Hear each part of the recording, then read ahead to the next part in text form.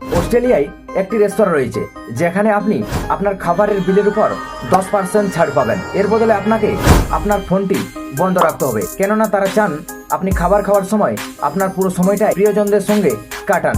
আপনি কি জানেন জাপানের ট্রাফিক লাইটে আপনি সবুজ রংটি দেখতে পাবেন না, কেননা তারা ঐতিহ্যগতভাবে নীল রঙকেই সবুজ রং হিসেবে ধরে।